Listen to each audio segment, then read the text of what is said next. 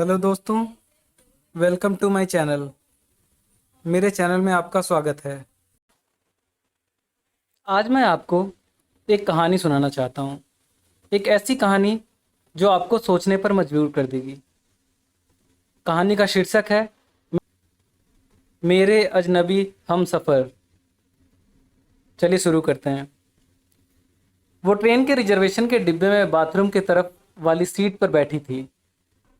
उसके चेहरे से पता चल रहा था कि थोड़ी सी घबराहट है उसके दिल में, कि कहीं टीटी ने आकर पकड़ लिया तो कुछ देर तक तो पीछे पलट पलट कर टीटी के आने का इंतजार करती रही। शायद सोच रही थी कि थोड़े बहुत पैसे देकर कुछ निपटारा कर लेगी। देखकर यही लग रहा था कि जनरल डिब्बे में चढ़ नहीं पाई, इसलिए यहाँ आकर बैठ गई। शायद ज़्यादा लंबा सफ़र भी नहीं करना होगा। सामान के नाम पर उसकी गोद में रखा एक छोटा सा बैग दिख रहा था।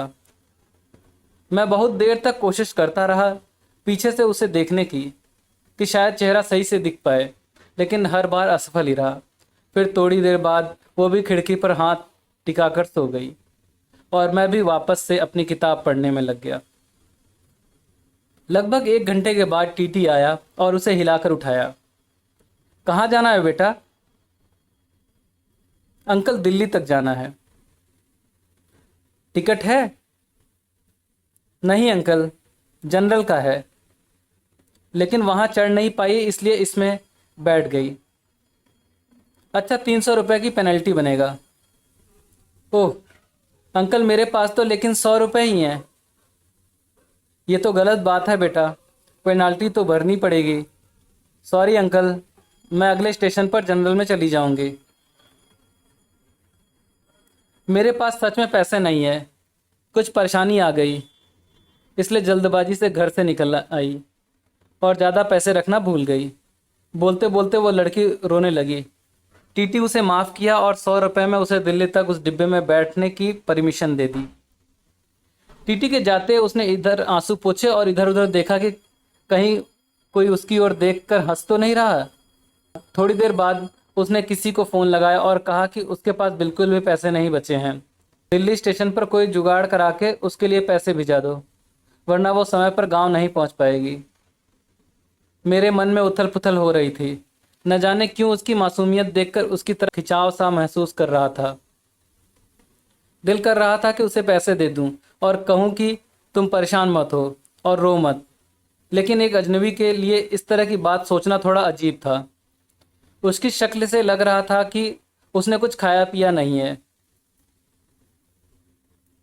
शायद सुबह से, और अब तो उसके पास पैसे भी नहीं थे। बहुत देर तक उसे इस परेशानी में देखने के बाद मैं कुछ उपाय निकालने लगे जिससे मैं उसकी मदद कर सकूं और फ्लर्ट भी ना कहलाऊं। फिर मैं एक पेपर पर नोट लिखा, बहुत देर से तुम्हें परेशान होते हुए देख रहा हूं। जानता हूं कि एक अजनबी हम उम्र लड़के का इस तरह तुम्हें नोट भेजना अजीब ही होगा और शायद तुम्हारी नज़र में गलत भी, लेकिन तुम्हें इस तरह परेशान देखकर मुझे बेचैनी हो रही है, इसलिए यह 500 रुपये दे रहा हूँ। तुम्हें कोई एहसान न लगे इसलिए मैं अपना एड्रेस भी लिख रहा हूँ। जब तुम्हें सही लगे मेरे एड्रेस पर पैसे वापस भेज सकती हो। वैसे मैं नहीं चाहूँगा कि तुम वापस करो। एक अजनबी हमसफ़र। एक चाय वाले के हाथों उसे वो नोट देने के लिए कहा और चाय वाले को मना किया कि उसे ना बताए कि वो नोट मैंने उसे भेजा है।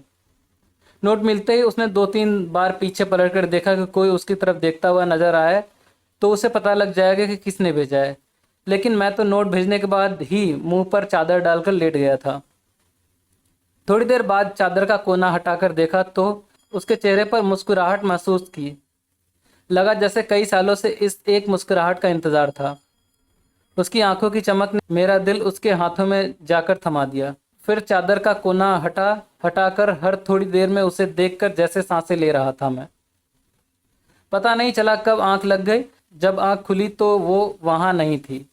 ट्रेन दिल्ली स्टेशन पर ही रुकी थी और उस सीट पर एक छोटा सा नोट रखा था। मैं झटपट मेरी सीट से उठकर उसे उठा लिया और उस पर लिखा था, थैंक यू मेरे अजनबी हमसफ़र। आपका ये एहसान मैं ज़िंदगी भर नहीं भूलूंगी। मेरी माँ आज मुझे छोड़कर चली गई है। घर में मेरे अलावा और कोई नहीं है, इसलिए आनन फानन में घर जा रही हूँ। आज आपके इन पैसों से मैं अपनी माँ को शमशान जाने से पहले एक बार देख पाऊंगी। उनकी बीमारी की वजह से उनकी मौत के बाद उन्हें ज़्यादा देर घर में नहीं रखा जा सकता। आज से मैं आपकी कर्जदार हूँ। जल्द ही आपके पैसे लौटा दूंगी। उस दिन से उसकी वो आंखें और वो मुस्कुराहट मेरे जीने की वजह थी। हर रोज़ पोस्टमैन से पूछता था, शायद किसी दिन उसका कोई खत आ जाए। आज 1 साल बाद एक खत मिला। आपका कर्ज अदा करना चाहती हूँ, लेकिन खत के ज़रिए नहीं, आपसे मिलकर।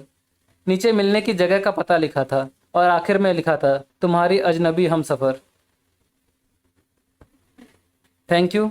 आपको ये कहानी कैसी लगी हमें कमेंट करके बताएं। यदि आपको ये वीडियो अच्छा लगा तो कृपया लाइक करें, सब्सक्राइब करें और कमेंट करें।